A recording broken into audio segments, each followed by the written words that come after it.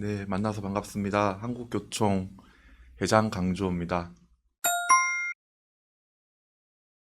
외할머니께서 초등학교 선생님이셨어요. 제가 좀 기억이 남는 게 예전에는 운동회를 하면 이렇게 마을 잔치처럼 운동회를 했는데 제가 운동회를 간 적이 있었는데 외할머니께서 그 운동장에서 아이들을 열정적으로 이렇게 이끄시는 모습을 보고 참 대단하고 멋있다라는 생각을 하게 되었습니다. 그때 제가 좀 선생님이라고 하는 꿈이 마음속에 자리를 좀 잡은 것 같아요. 이제 수학교육과를 가서 수학교사로 경남 진주의 중학교에서 근무를 시작을 하게 되었고요. 그러다가 아이들이 배움과 그 성장을 이끄는 데 있어가지고 어떻게 가르칠 것인가라는 질문을 계속 하다 보니까 결국에는 아이들의 마음을 열고 하는 게 제일 중요하다라는 생각을 하게 되었어요. 어떻게 가르칠까도 참 중요하지만 우리 학생들 어떻게 도움을 주고 이해할까라는 좀 생각을 하면서 그게 아이들 가정 환경이라든지 관계라든지 그 다음에 각종 스트레스 요인 때문에 영향을 많이 미치고 있기 때문에 그런 마음이 좀 닫혀 있으면 그 배움도 잘 일어나지 않는다라는 좀 고민을 하게 되었고 그 과정 속에서 대학원에 진학해가지고는 상담을 좀 공부를 했습니다. 그래서 지금도 가르친다고 하는 것은 우리 아이들 지식을 전달하는 것이 아니라 마음의 문을 열고 배움과 성장을 이끄는 것이 가장 중요한 것이 아닌가라는 생각을 하고 있습니다. 2024년 12월 11일 날 당선이 되었습니다. 전 회원들이 직접 투표를 해가지고 직선제로 이제 선거를 해가지고 당선이 되었는데요. 당선된 날 그 사진들을 이렇게 보면 표정이 좀 굉장히 어둡습니다. 그래서 제가 당선되었는데 왜 표정이 이렇게 어둡냐라는 질문을 참 많이 받았는데 사실 당선되었을 때 그 책임감이라고 해야 될까요? 기쁨보다는 좀 무게감이 굉장히 좀 크게 느껴졌습니다. 물론 한국 최고의 교원단체이고 최대 교원단체의 수장이라고 하는 그 자리에 올라간 게 참 기쁨도 있지만 우리 학교 현장이 참 쉽지가 않고 녹록지가 않기 때문에 이 어려운 현실을 잘 대변해야 된다라고 하는 그런 책임감이 가장 많이 앞섰고요. 저는 78년 역사에 30대 교총회장이 당선되었다고 하는 것은 어떤 의미가 있느냐라는 질문에는 이제 우리 교총과 교직 사회가 변화해야 되고 쇄신해야 된다. 이대로는 참 힘들다. 그런 고민이 있고 그 갈망을 좀 해결해 줄 사람을 좀 저로 보고 뽑지 않았느냐 생각이 들었기 때문에 대변하기 위해서 많이 노력을 하고 있고요. 지금 학교 현장은 선생님들이 손발이 묶여 있는 상태입니다. 손발이 묶여 있는 상태에서 헤엄을 쳐야 된다. 그런 상태로는 우리 학교의 본질인 수업을 잘하고 아이들 가르치고 생활 지도하는 게 참 힘들죠. 그래서 법과 제도가 우리 선생님들의 전문성을 지원하는 체계가 이루어지는 게 가장 시급한 일이라는 생각이 들었습니다. 그 목소리를 대변하기 위해서 열심히 활동하고 있습니다. 네, 이제 저를 소개할 때 옆반 보통교사라고 소개한 이유는 분명합니다. 선생님들이 평상시에 고민을 나누고 가장 많이 소통하는 대상이 옆반 선생님이에요.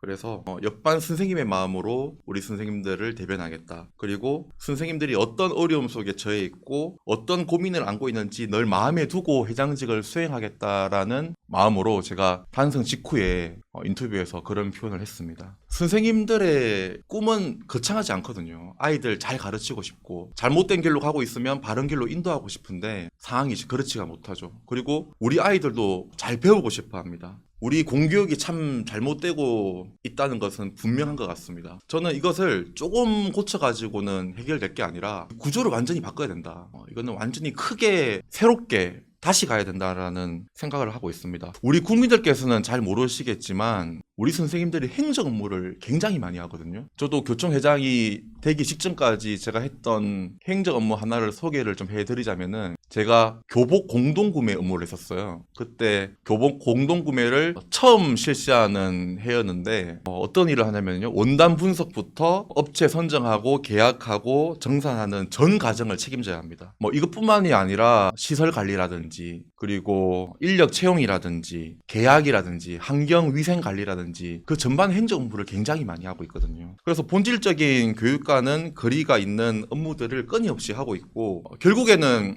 수업보다는 행정 업무가 먼저가 돼버리고 그리고 교육 활동은 보호를 받지 못하고 있고, 그리고 교육 활동에서 일어나는 어떤 일들은 모든 책임은 우리 교사들이 짊어지는 구조. 저는 이것이 바뀌어야 된다고 생각을 하고 있습니다. 선생님이 온전히 교육에 집중할 수 있는 학교 환경이 마련이 돼야 되고, 그것이 제일 중요한데 지금 학교는 정상적인 모습이 아니다. 그런 말씀을 좀 드리고 싶습니다. 제가 1년 동안 학교 현장을 다니면서 가장 많이 들었던 이야기는요. 우리 아이들 좀 제대로 가르치게 해달라. 수업에 집중하게 해달라. 행정 업무 좀 줄여달라. 그런 말씀들을 많이 하셨어요. 우리 선생님들은 거창한 요구를 하는 게 아니라 교육을 좀 교육답게, 학교를 학교답게 만들어 달라는 가장 기본적인 요구를 하고 계십니다. 우리 선생님들이 교육활동에 집중할 수 없는 가장 문제되는 것이 무고성 아동학대 신고, 그중에서 정서적 아동학대로 신고하는 경우인데, 이건 코에 걸면 코걸이고 귀에 걸면 귀걸이거든요. 제가 사례를 좀 몇 가지, 한 두 가지만 말씀을 드리자면, 첫 번째는 학생이 다른 아이들 수업을 방해하고 그리고 지나가는 행인들한테 돌도 던지고 그런 학생이라 가지고 그 학생을 좀 지도를 했더니 학부모가 아이 엉덩이에 땀띠가 생기고 밤에 소변을 본다 그러면서 선생님을 정서적 아동학대로 신고를 했어요. 무혐의가 나왔습니다. 무혐의가 나와도 재심을 청구하면서 끝까지 선생님을 괴롭게 하는 게 좀 기억에 남고요. 다른 하나는 제가 평상시에 참 존경하는 교장 선생님이셨는데 갑자기 명퇴를 하셨어요. 제가 좀 사정을 들어보니까 학부모가 학교에 과도한 민원을 계속 요구를 한 겁니다. 교장 선생님이 받아주지 않자 학교와 좀 갈등이 생겼고, 그러는 와중에 그 학부모에 해당 학생이 수업을 방해해가지고 교장 선생님이 나서가지고 그 학생을 좀 지도했더니 그것이 발단이 돼가지고 학부모가 교장 선생님을 정서적 아동학대라며 이제 학교를 압박하고 몰아붙이는 거죠. 그 과정에서 학부모가 교장 선생님한테 교장 선생님 퇴직하시겠습니까? 아동학대 신고 당하시겠습니까? 둘 중에 고르십시오 하면서 교장 선생님한테 이렇게 압박을 하고 모멸감을 준 거예요. 교장 선생님이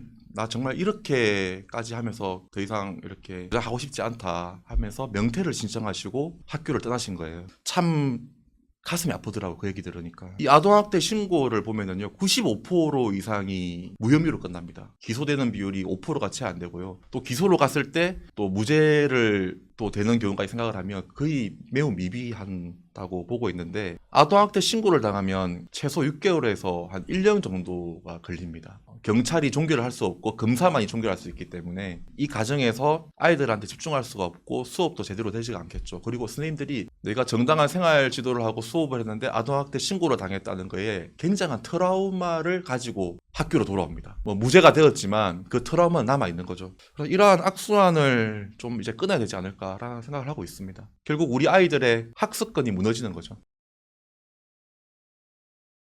맞고소제라고 하는 용어를 쓰니까 좀 자극적인 용어라고 받아들이시는 분이 참 많더라고요. 이해는 됩니다. 이해는 됐는데, 악성민원 맞고소제 의무화는 갈등을 만드는 제도가 아니라 저는 최소한의 교육적 장치가 작동하는 출발점이 아닐까라는 생각이 들어요. 현장에서는 교사가 감정 노동자라고 생각을 하는 경우가 많거든요. 학부모가 감정 쓰레기통처럼 여기고 협박과 괴롭힘의 수단으로 악성민원을 제기하는 사례가 좀 있습니다. 그렇기 때문에 악성민원 맞고소제를 저희가 주장하는 건데, 현재도 교육활동 침해를 당하면 교육감이 교권 침해를 한 학부모에 대해서 고발 조치를 할 수가 있거든요. 근데 의무가 아닙니다. 그렇기 때문에 이게 실제로 작동을 하고 있지 않은데, 이제는 무고성 아동학대라든지 그리고 학교를 반복적으로 민원을 넣고 해가지고 학교의 업무를 방해하는 거에 대해서는 이제는 교육감님이 나서가지고 책임을 지고 교육청 차원에서 맞고소를 해야 되지 않을까 하는 그런 말씀을 좀 드리고 싶습니다. 제일 심각한 게 민원이라고 하는 것을 아직도 교사가 홀로 담당하는 구조입니다. 이제는 교육청이 좀 전면에 나서야 된다라는 말씀을 드리고 싶고, 그 악성 민원에 대해서 교육청이 직접 판단하고 법정 대응까지 책임지는 체제로 대응을 해야지만 공교육이 살아날 수 있다. 그런 말씀을 좀 드리고 싶습니다. 그리고 무차별적인 악성 민원에 대해서는 사회적으로 경종을 울리고 무분별한 공격에 대해서는 경각심을 주는 차원으로도 필요하다. 교권 보호가 저희가 이제 얼마 전에 5대 과제, 세부 23대 과제를 발표를 했는데 한두 가지로 해결되지는 않을 것 같아요. 범정부 차원에서 체계적으로 예방부터 적시 개입하는, 조기 개입하는 문제, 그리고 교육청 차원에서 대응하는 문제, 그리고 적절한 처벌을 내리고 책임을 강화하는 문제, 그리고 후속적으로 서포트하는 그 체계가 마련이 돼야 되는 가장 근본적이고 범정부 차원에서 이걸 접근해야 된다는 말씀을 드리고 싶고요. 저는 아까 아동학대 처벌법과 아동복지법도 문제가 있고 그 부분은 많이 알려졌기 때문에 그거 말고 한 3가지 말씀을 드리고 싶어요. 첫 번째는 중대 교권 침해는 학생부에 기재를 해야 된다는 말씀을 드리고 싶습니다. 저희 설문조사 결과에 따르면 선생님이 교육활동 침해를 겪고 교권보호위원회에 열어달라고 요구하는 비율이 14%밖에 안 됩니다. 그 14%밖에 안 되는 이유는 악성 민원이나 무고성 아동학대 신고로 인한 그런 보복에 대한 두려움이 있고요. 그리고 교권보호위원회로 갔을 때 실질적인 방안이 나올까, 처벌이 나올까라는 걱정도 있고, 그리고 선생님이 아이를 교보위에 올렸을 때 그 사회적인 눈초리라 그럴까요? 그런 인식도 있고, 교보위로 갔을 때 학교와 동료 선생님한테 피해는 가지 않을까, 그런 고민도 좀 하시는 것 같아요. 그럼에도 불구하고 선생님이 신고를 하는 거는 법적인 소송이나 분쟁을 각오하고 신고를 하는 거거든요. 근데 선생님이 상해 폭행을 당하고 성범죄까지 당한 사안에 대해서 출석 정지 이상이 된다면 그거는 학생부에 기재를 해야 되지 않을까요? 학생들끼리 폭력은 기재를 하면서 선생님에 대한 폭력은 기재하지 않는다 하는 거는 상식에 맞지 않다라는 말씀을 드리고 싶고, 아까 말씀드렸다시피 선생님이 그렇게 교권보호위원회를 열었을 때 법적 분쟁이 일어날 수는 있습니다. 아동학대 신고를 한다든지 보복성 민원을 한다든지 할 수는 있는데, 그렇기 때문에 뒷받침할 수 있는 게 교육활동 관련해서는 국가소송 책임제와 악성민원 완고소제를 저희가 이야기를 하는 것입니다. 그리고 한 가지 또 말씀을 드리고 싶은 게, 학생부 기재를 했을 때 선생님이 직접적인 소송 대상자는 아니에요. 왜냐하면 교권보호위원회가 교육청 단위에서 하고 있기 때문에 교육청이 소송의 대상자이기는 합니다. 그런다 선생님에게 보복은 할 수 있는 거죠. 그렇기 때문에 국가소송 책임제와 악성민원 완고소제가 필요하다. 젊은 청년 선생님하고 선배 선생님의 고민은 다르지가 않습니다. 사실 학교를 졸업하고 학교에 가면 처참한 현실을 보게 되거든요. 이제 젊은 선생님들께서는 선배 선생님을 보고 자신의 미래를 보게 되는데요. 이제 꿈과 희망이 없다고 느끼시는 것 같아요. 선배 선생님을 보고 나서 학교가 정말 이렇게 힘들구나, 우리 아이들 지도하는 게 정말 힘들구나, 손발이 묶여있는 상태에서 우리 보고 헤엄쳐라고 하는구나, 이대로 학교에서 내가 생각했던 그 꿈을 실현시킬 수 있을까라는 고민을 하는 것 같습니다. 나와 있는 통계 자료가요, 2024년 기준으로 7,467명의 선생님이 학교를 떠났습니다. 그 중에 교장교감 선생님이 3,115명인데 교장교감 선생님 비율이 40%입니다. 그리고 정말 충격적인 거는 그 40% 중에 80%가 교감선생님이십니다. 저는 학교를 떠나는 이 문제를 보니까 선배 교사나 저경력 교사나 다 같이 학교를 지금 떠나고 있다. 모두가 학교를 떠나는 이 현실이 이게 맞는 건가? 그리고 젊은 선생님 학교 떠나시면 요즘에 축하해준다 그러더라고요. 잘 결정했다, 축하해준다는 그런 말씀까지 하시는데, 저는 과도한 행정 업무, 그리고 아동학대 신고에 대한 두려움, 그리고 악성 민원, 그리고 그런 여러 가지 교권 침해 등으로 교사가 교육에 온전히 집중할 수 없는 어려운 환경이 우리 선생님을 떠나게 만든다. 정말 이거 바로잡아야 된다, 그렇게 생각을 하고 있습니다. 학생 인권과 교권은 서로 충돌하는 것은 절대 아닙니다. 그런데 학생 인권 조례가 교권 침해에 영향을 미쳤다라는 부분에 대해서는 저희 설문조사 결과에도 선생님들의 83%가 영향을 미쳤다고 응답을 했습니다. 그리고 매년 교육개발원에서 발표하는 국민교육여론조사에서도 교권 침해의 가장 큰 원인으로 학생 인권의 지나친 강조가 1위로 꼽혔거든요. 저는 분명한 영향을 미쳤다고 보고 있고요. 학생 인권은 분명하게 우리가 지켜야 될 소중한 가치입니다. 다만 문제점이 권리와 의무가 조화롭게 균형을 이루지 못하고 있다. 현재 학생인권 조례에서 학생의 권리는 상세하게 규정되어 있는 반면에 책임은 선언적 수준에 불과하고 책임에 대해서는 구체적으로 나와 있지가 않습니다. 권리만 나열되어 있고, 저는 그런 말씀을 드리고 싶어요. 모든 권리에는 책임이 따르고, 그리고 나의 자유는 다른 사람의 자유를 침범하는 순간 멈춰야 되거든요. 근데 학생인권 조례가 좀 그런 부분에서 잘못된 시그널을 주지 않았나라는 말씀을 좀 드리고 싶어요. 저는 학생인권 조례와 학교폭력예방법이라든지 아동복지법, 아동학대 처벌법을 좀 같은 맥락에서 봅니다. 참 좋은 취지와 목적으로 출발을 했죠. 그러나 이게 학교에서 어떻게 작용하고 있느냐는 다른 문제이거든요. 학생인권 조례가 선생님의 정당한 교육 활동을 발목을 잡는 역할을 해버렸어요. 사실은 학생 인권 조례를 근거로 정당한 생활 지도를 문제 삼거나 학교를 압박하는 수단으로 활용하는 사례가 너무나도 많았고, 그리고 이 경우 학교와 교사는 되게 무방비로 그리고 무기력하게 반응할 수밖에 없는 그런 상태입니다. 저는 학생 인권이 개개인의 권리와 공동체로서의 사회적 책임과 규범적 가치를 함께 가르치며 타인의 인권을 침해할 때는 거기에 따른 책임도 따른다라는 것을 가르치는 것이 필요하고, 그것이 조화롭게 갈 때 우리나라 교육이 정상적으로 작동한다 라는 말씀을 좀 드리고 싶습니다. 이제 학생인권 조례는 이제는 저는 구시대의 산물로 박물관으로 아예 이제 보내야 된다. 그 폐해가 너무 많다. 그 말씀을 꼭 드리고 싶습니다.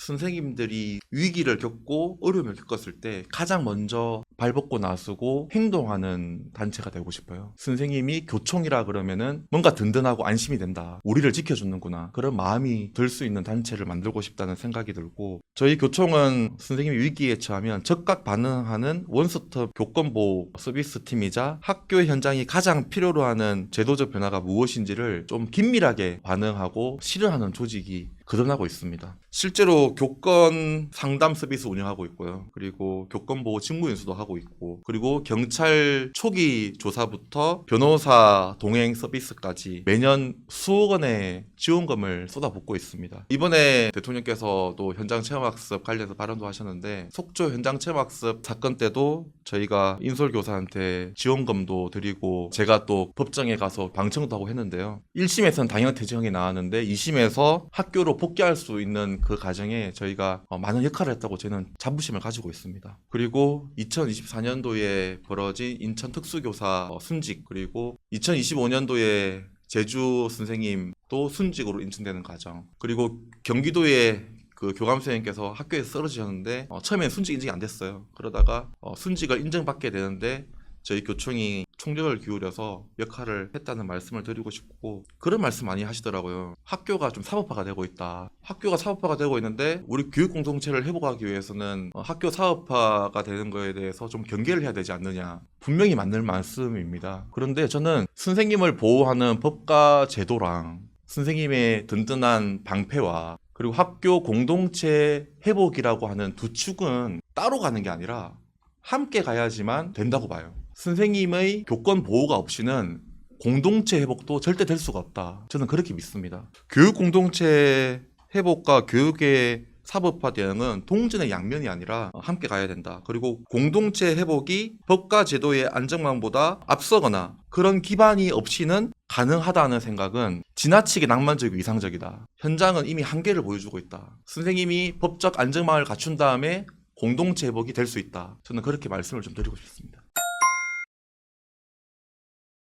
지금 우리 교육에서 가장 중요한 부분을 우리 학교의 자율성이라고 생각을 합니다. 지금 대한민국 K컬처가 전 세계에서 인정을 받고 있는데, 저는 그 씨앗이 김대중 정부 때 좀 시작이 되었다고 많은 분들이 평가를 하시더라고요. 그때 대통령께서 어떤 말씀을 하셨냐면은 문화계에 지원을 하되 간섭을 하지 않는다라는 말씀을 하셨거든요. 저는 그 원칙이 K컬처라고 하는 지금의 성과로 만들어졌다라는 생각을 합니다. 교육도 마찬가지라고 생각을 합니다. 방향은 제시하되 좀 현장을 믿고 맡겨야 되지 않느냐, 그런 말씀을 좀 드리고 싶습니다. 그런데 지금의 상황은 정말 그렇지가 않거든요. 2007년도에 교육감 지선제가 처음 시작되고 나서 오히려 학교의 자율성이 더 없어져 버렸습니다.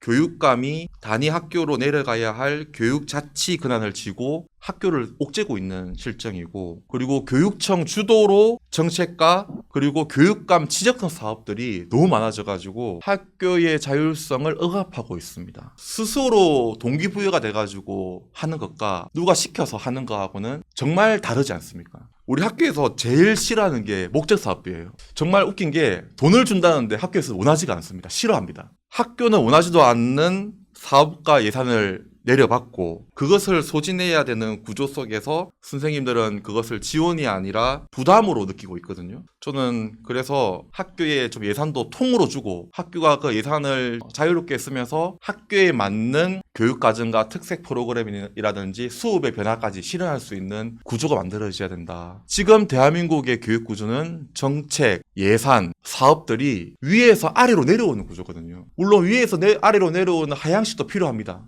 근데 100%가 거의 대부분이 그렇게 내려옵니다. 서양식으로 가는 거는 거의 없어요. 그게 가장 큰 문제다. 그리고 비본질적 행정 업무 분리와 제가 교육활동 보호 말씀을 드렸는데, 거기에 더불어서 가장 시급하게 해결해야 될 과제가 이제 학교를 교육이라고 하는 것을 가운데 두고 새롭게 판을 짜야 되지 않느냐 라는 말씀을 좀 드리고 싶습니다. 그러려면 교육청과 교육부가 지시자가 아니라 좀 지원자가 돼야 됩니다. 오죽하면 현장에서는 교육부를 교육방해부라고 부르고 교육청을 교육방해청이라고 부르겠습니까? 단위 학교에 대폭적인 자율성을 부여해야 하고, 예산 역시 학교 구성원이 합의를 하고 그 목표에 따라서 자율적으로 편성하고 집행할 수 있는 권한을 부여를 해야 된다. 저 그 말씀을 좀 강하게 드리고 싶습니다. 이게 예산이 가장 중요하다고 생각을 하면서 가장 우리 공교육에서 중요한 부분이다. 그런 말씀을 좀 드리고 싶습니다.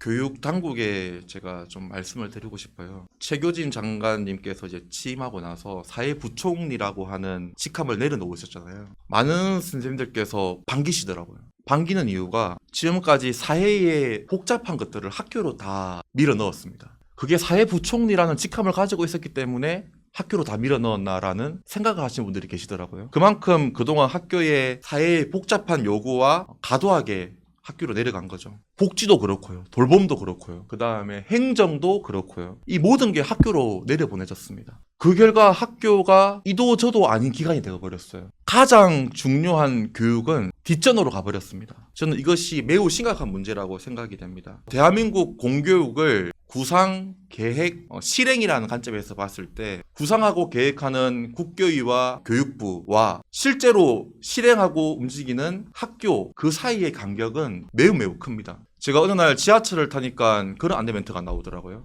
이번 역은 승강장과 지하철 사이의 간격이 매우 커서 발빠짐 사고에 주의하십시오라는 멘트가 나오던데요. 저는 그 멘트를 들으면서 이게 우리 교육 현실에 빗대어서 생각이 들었습니다. 교육 당국이 생각하는 이상과 현실, 학교가 생각하는 이상과 현실 사이의 괴리는 매우 크다. 그 간격을 좁혀야 된다. 이제는 정책 입안자분들께 그런 말씀드리고 싶습니다. 학교 현장으로 좀 오십시오. 학교 현장으로 오셔가지고 학교 현장이 어떻게 돌아가고 있는지, 우리 선생님들이 어떤 고민을 갖고 있고 어떤 어려움을 겪고 있는지 직접 보고 직접 느끼고 직접 경험을 해야 됩니다. 지금 학교는요, 교육당국의 충분한 지원이 없고 학교 스스로, 선생님 스스로 홀로 버티고 견디는 중이라고 생각이 됩니다. 한 가지 분명한 것은요, 학부모의 꿈과 우리 선생님의 꿈은 다르지 않다. 우리 아이들 잘 교육시키는 것, 우리 아이의 성장과 배움을 이끄는 것은 학부모와 교사와 같습니다. 한마디로 아이를 잘 키우고 싶은 마음은 하나인데요. 그러기 위해서는 학교가 교육 본질로 돌아가야 합니다. 이제는 교육을 중심에 두고 모든 기능과 역할을 재구조화해야 합니다. 그것이 대한민국 교육을 살리는 길이라고 제가 말씀을 드리고 싶습니다. 우리 학부모의 꿈과 우리 선생님의 꿈이 다르지 않다고 생각합니다. 우리 아이들 잘 교육시키는 것, 우리 아이들 배움과 성장을 올바르게 이끄는 것, 그것이라고 생각합니다. 우리 학교가 교육이라고 하는 것을 중심으로 두고 새롭게 태어나야 됩니다. 그 길에 우리 한국교총이 제일 먼저 앞장을 서겠습니다. 많은 지지와 응원 부탁드립니다. 감사합니다.